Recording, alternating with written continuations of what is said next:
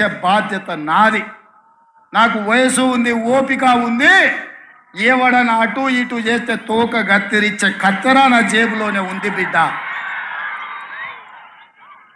అందుకే మిత్రులారా, ఇది మళ్ళీ మళ్ళీ వచ్చే అవకాశం కాదు. ఈ అవకాశాన్ని జారవిడ్చుకుంటే 10 మంది ముందల పలసనైపోతాం. పాలమూరు బలహీన పడుతుంది.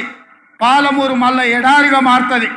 అందుకే పార్టీలకు అతీతంగా, ప్రాంతాలకు అతీతంగా ఇవాళ జెండాలు ఎజెండాలు కాదు, ఈ పాలమూరు బిడ్డ బలపడాలి, జాతీయ స్థాయిలో గుర్తింపు రావాలి అంటే ఈ నల్గొండ జిల్లా నుంచి మొదలు పెడితే అది ఖమ్మం కావచ్చు, ఆదిలాబాద్ కావచ్చు, వరంగల్ కావచ్చు, మెదక్ కావచ్చు, నిజామాబాద్ కావచ్చు, రంగారెడ్డి కావచ్చు, హైదరాబాద్ కావచ్చు, నా పాలమూరు గడ్డ కావచ్చు, 14 పార్లమెంటు సీట్లు గెలవాలి. రాహుల్ గాంధీ దేశానికి ప్రధానమంత్రి కావాలి. రాహుల్ గాంధీ కశ్మీర్ నుంచి కన్యాకుమారి వరకు 150 రోజులు 4000 కిలోమీటర్లు ఎర్ర టెండలో మంచు కొండలో పాదయాత్ర చేసినప్పుడు మొట్టమొదట కృష్ణా నదిని దాటుకొని కర్ణాటక నుంచి ఈ పాలమూరి గడ్డ మీద పాదం మోపిండు మన నాయకుడు. తెలంగాణలో పాదయాత్ర ఈ పాలమూరులోనే ప్రవేశించిండు. మిత్రులారా, కృష్ణ ఎట్లా పరవళ్ళు తొక్కి మన ప్రాంతానికి వచ్చిందో రాహుల్ గాంధీ గారు కూడా అదే విధంగా మన ప్రాంతంలో పాదయాత్ర చేసిండు.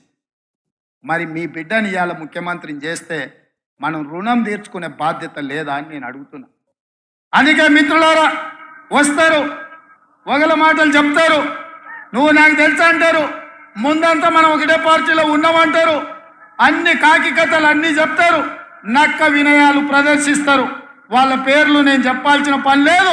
మొన్నటి వరకు దొరల గడీలు బద్దలు కొడతామన్న మా మిత్రుడు మాదిగల వర్గీకరణకు అసెంబ్లీలో కొట్లాడితే నన్ను తమ్ముడు సంపత్ కుమార్ని అసెంబ్లీ నుంచి సస్పెండ్ చేసినోడు ఆ చంద్రశేఖరరావు. అట్లాంటోని పక్కన మా మిత్రుడు ప్రవీణ్ కుమార్ పోయి చేరడము మన పాలమూరు ఆత్మగౌరవానికి మంచిదా? మీరు ఆలోచన చేయండి.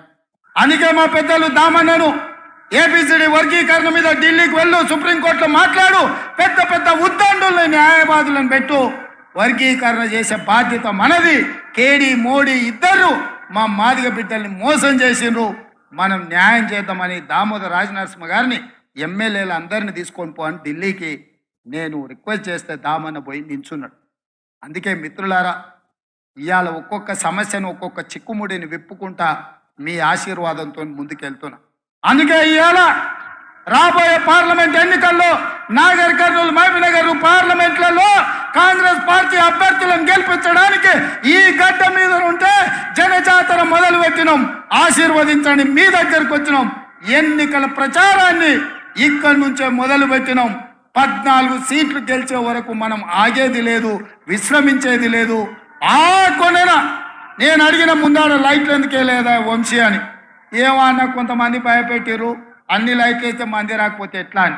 నేనన్నా, నేను వస్తున్నా అంటే ఇంతమంది నన్ను గెలిపించిన వాళ్ళు రారానే, ఈడ కాదు రోడెంబడి చూసినా ఈ మైదానంలో ఉన్నదానికంటే 2 అంతలు బయట ఉందో.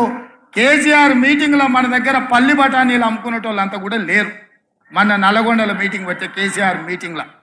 అందుకే ఇవాళ మిత్రులారా, ఏది ఏమైనా ఆలస్యం అయ్యింది. ఈరోజు తెలంగాణ రాష్ట్రం వైపు దేశమంతా చూస్తుంది, ఏం చేయబోతున్నారు తెలంగాణ ప్రజలని. నేను ఒక్కటే మాట డీకే అరుణమ్మకు, జితేందర్ రెడ్డికి, పాలమూరు జిల్లాలో ఉన్న బీజేపీ నాయకులకు గుర్తు చేయదలుచుకున్నా. మీడియా మిత్రులారా, మీ పార్త వార్తలను తిరిగేయండి. 2014 డాక్టర్ నాగన్ జనార్దన్ రెడ్డి గారు మహబూబ్నగర్ ఎంపీగా నిలబడ్డప్పుడు ఇదే గడ్డ మీద నుంచి నరేంద్ర మోడీ గారు పాలమూరు రంగారెడ్డి ఎత్తిపోతల పథకానికి జాతీయ హోదా ఇస్తాని మాట ఇచ్చిండు. 10 ఏళ్ళైనా ఎందుకు మోడీ జాతీయ హోదా ఇవ్వలేదు?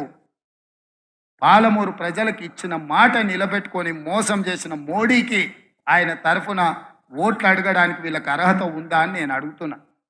అందుకే ఇవాళ ఎవరు వచ్చినా, ఏం అడిగినా, ఏమి చెప్పినా నా వేదిక మీద ఉన్న ఎమ్మెల్యేలకు నేను సూచన చేయదలుచుకున్నా. మొన్న మీకు వచ్చిన దానికంటే మెజారిటీ పెరగాలి. ఆనాడు మీరు చేసిన కష్టానికంటే ఇవాళ 2 గ్రామాలు తిరగాలి, కార్యకర్తల దగ్గరికి పోవాలి.